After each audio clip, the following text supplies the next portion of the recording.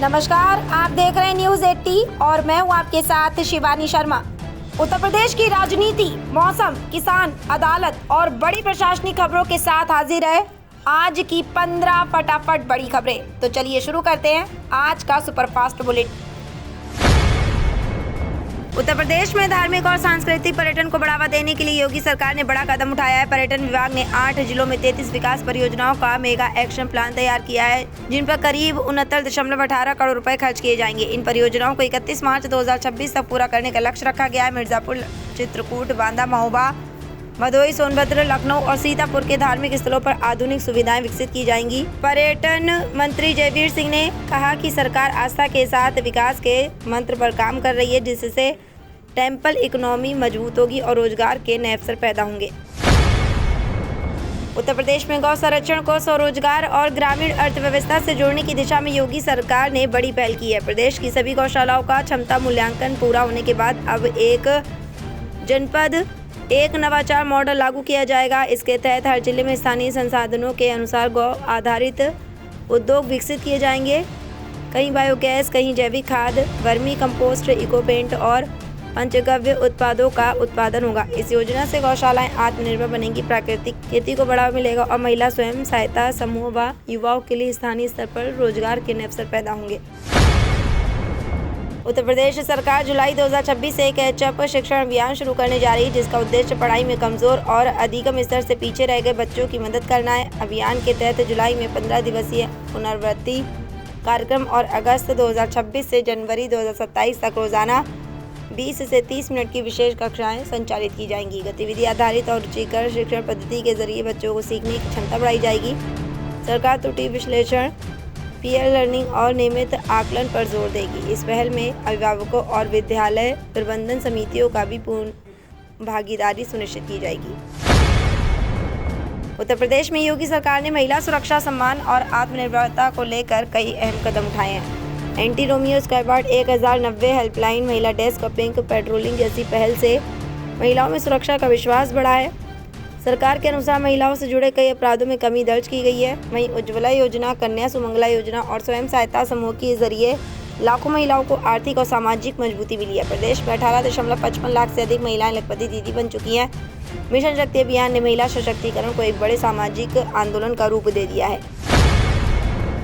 उत्तर प्रदेश में 2027 विधानसभा चुनाव की तैयारियों के बीच बसपा ने अपने पुराने सामाजिक समीकरण को फिर से मजबूत करने की रणनीति बनाई है। पार्टी प्रमुख मायावती ने संगठन पदाधिकारियों को पिछड़ा वर्ग में जनाधार बढ़ाने के निर्देश दिए हैं।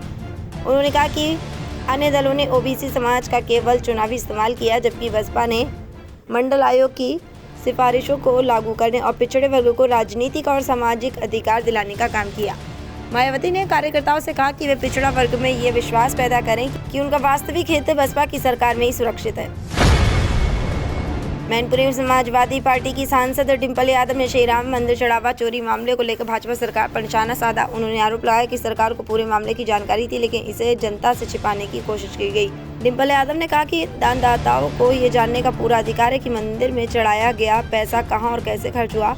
उन्होंने मामले को पारदर्शी और निष्पक्ष जांच की मांग करते हुए कहा कि आस्था से खिलवाड़ करने वालों पर कड़ी कार्रवाई होनी चाहिए। मैनपुरी दौरे पर उन्होंने दिवंगत सपा नेता शिव कुमार सिंह के परिजनों से भी मुलाकात कर शोक व्यक्त किया। उत्तर प्रदेश विधानसभा चुनाव 2027 की तैयारियों के तहत समाजवादी पार्टी ने ब्राह्मण समाज के नेताओं के साथ संवाद बढ़ाने की कवायद तेज कर दी है। 17 जून को लखनऊ स्थित पार्टी कार्यालय में ब्राह्मण नेताओं, विधायकों और पूर्व सांसदों की अहम बैठक होगी। बैठक में जनेश्वर मिश्रा जयंती कार्यक्रम और प्रस्तावित ब्राह्मण सम्मेलन की रूपरेखा पर चर्चा की जाएगी। सपा इस आयोजन के जरिए ब्राह्मण समाज को राजनीतिक संदेश देना और सामाजिक समीकरण मजबूत करना चाहती है। साथ ही संगठन को बूथ स्तर तक मजबूत करने और आगामी चुनावी रणनीति को अंतिम रूप देने पर भी मंथन होगा। लखनऊ में उत्तर प्रदेश सरकार के मंत्री ओम प्रकाश राजभर ने AIMIM प्रमुख असुद्दीन ओवैसी का समर्थन करते हुए कहा कि ओवैसी अपने समाज की बेहतरी और उत्थान के लिए काम कर रहे हैं। उन्होंने दावा किया कि ओवैसी लोगों को नफरत नहीं सिखाते, जबकि समाजवादी पार्टी और कांग्रेस मुसलमानों में केवल नफरत फैलाने का काम करती है। राजभर ने आरोप लगाया कि सपा और कांग्रेस ने मुस्लिम समाज को सिर्फ वोट बैंक की तरह इस्तेमाल किया और उनके विकास के लिए कोई ठोस कदम नहीं उठाए। उनके इस बयान के बाद प्रदेश की राजनीति में नई बहस छिड़ गई है। सेंट्रल बैंक ऑफ इंडिया ने अप्रेंटिस के 4500 पदों पर भर्ती के लिए आवेदन प्रक्रिया शुरू कर दी है।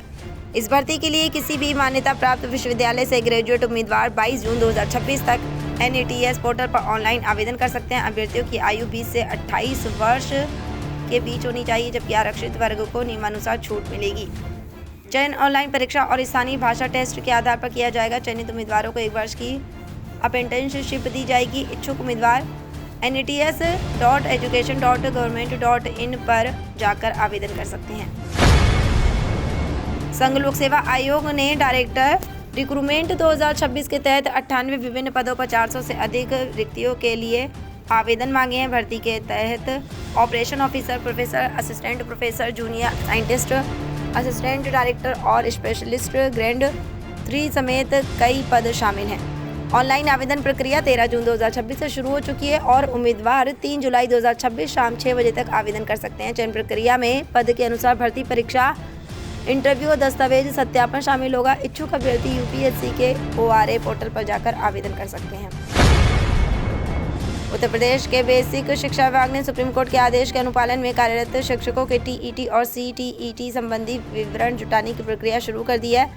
विशेष सचिव अवधेश कुमार तिवारी ने इस संबंध में शिक्षा निदेशक को आवश्यक निर्देश जारी किए हैं। सुप्रीम कोर्ट ने 29 मई 2026 के आदेश में इन सर्विस शिक्षकों के लिए TET योग्यता प्राप्त करने की अंतिम तिथि 31 अगस्त 2027 से बढ़ाकर 31 अगस्त 2028 कर दी है। साथ ही अदालत ने राज्यों को वर्ष में कम से कम 2 बार TET परीक्षा आयोजित करने पर भी जोर दिया है। उत्तर प्रदेश कांग्रेस अध्यक्ष अजय राय ने श्री राम जन्मभूमि से जुड़े कथित वित्तीय अनियमितताओं को लेकर भाजपा और RSS पर गंभीर आरोप लगाए हैं। उन्होंने कहा कि धर्म और आस्था के नाम पर लोगों से धन जुटाया गया और करीब 1400 करोड़ रुपए की चोरी हुई है। अजय राय ने आरोप लगाया कि श्री राम जन्मभूमि ट्रस्ट में बड़े स्तर पर गड़बड़ी हुई है। उन्होंने SIT की रिपोर्ट 1 सप्ताह के भीतर सार्वजनिक करने की मांग की है।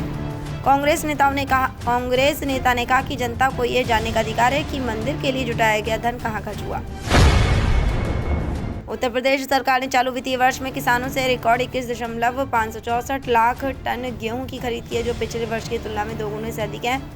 सरकार ने खरीद प्रक्रिया के लिए प्रदेश भर में 5848 क्रय केंद्र स्थापित किए थे और खरीदे गए गेहूं को अब गोदामों तक पहुंचाया जा रहा है। वर्ष 2025 से 2026 में सरकार ने 10.273 लाख टन गेहूं खरीदा था, जबकि इस बार 25 लाख टन खरीद का लक्ष्य निर्धारित किया गया था। हालांकि लक्ष्य से थोड़ी कमी रही, लेकिन गेहूं खरीद में उल्लेखनीय वृद्धि को सरकार ने किसानों के हित में बड़ी उपलब्धि बताई।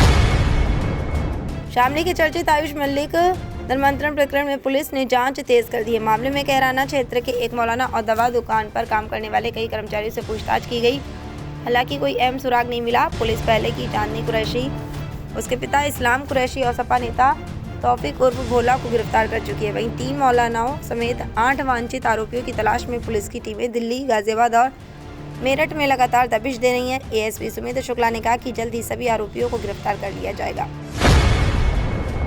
और उत्तर प्रदेश में 17 जून 2026 को मौसम का मिजाज बदला हुआ रहने की संभावना है। भारतीय मौसम विभाग के अनुसार पश्चिमी उत्तर प्रदेश के कई जिलों में बादल छाए रहेंगे और हल्की से मध्यम बारिश के साथ गरज चमक एवं तेज हवाएं चल सकती हैं। मेरठ, मुजफ्फरनगर, शामली, सहारनपुर, बागपत, गाजियाबाद, नोएडा और बुलंदशहर में आंधी और बूंदाबांदी के आसार हैं, जिससे लोगों को भीषण गर्मी से राहत मिलेगी। हवा की रफ्तार 40 से 60 किलोमीटर प्रति घंटा तक पहुंच सकती है। मौसम विभाग ने किसानों और आम लोगों को खराब मौसम के दौरान सतर्क रहने की सलाह दी है। तो ये थी आज की 15 फटाफट खबरें। अगर आपको वीडियो पसंद आया तो वीडियो को लाइक, शेयर व कमेंट जरूर करें। धन्यवाद।